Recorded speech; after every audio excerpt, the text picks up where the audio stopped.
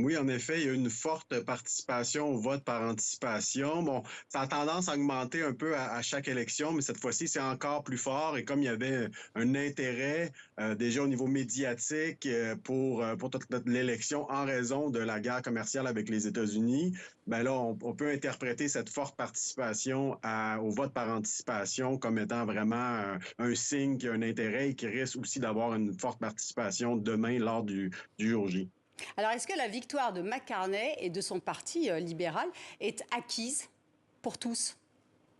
Si on se fie au dernier sondage, ça semble être le cas puisqu'il y a quelques points d'avance et en plus le mode de scrutin, la répartition des votes fait en sorte que les libéraux, lorsque c'est égal à égalité, les libéraux ont tendance à emporter plus de sièges que les conservateurs.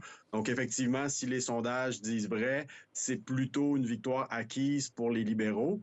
Par contre, c'est pas nécessairement une majorité. C'est là peut-être qu'il y a un suspense. Donc, il pourrait avoir une pluralité de sièges. Donc, le plus grand nombre de sièges reviendrait au Parti libéral, qui aurait donc plus de députés que les autres partis, mais pas nécessairement la majorité de l'ensemble de la Chambre des communes pour les libéraux. Donc, c'est ça qui reste à surveiller. Alors, on a bien sûr parlé du facteur Donald Trump durant cette campagne, mais quels sont les autres facteurs qui ont été déterminants? Donc, il y a plusieurs thèmes qui ont pu émerger un peu. Celui du coût de la vie. D'ailleurs, M. Poilievre était plus identifié à cette question-là, donc tentait de mettre ça de l'avant, mais sans vraiment jamais réussir à complètement écarter la question de la guerre commerciale avec les États-Unis.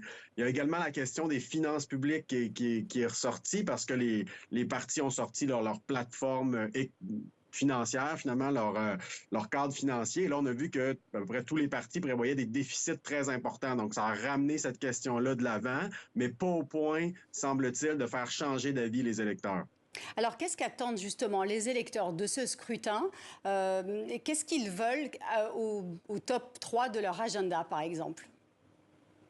Donc, ça semble vraiment être l'idée de choisir quelqu'un qui va défendre le Canada face à Donald Trump. Donc, ça semble avoir été la question de l'urne qui s'impose. Donc, ça, c'est la première des choses. Dans le cas du Québec, c'est un petit peu différent parce que le deuxième parti, c'est non pas le Parti conservateur, mais le Bloc québécois, qui a connu une campagne un petit peu difficile, mais là, on sent quand même une remontée en fin de campagne. Puis ça reste un parti qui aura sans doute quelques dizaines de députés. Donc, au Québec, la question de la défense des intérêts du Québec dans le contexte de la guerre commerciale Canada-États-Unis se pose également.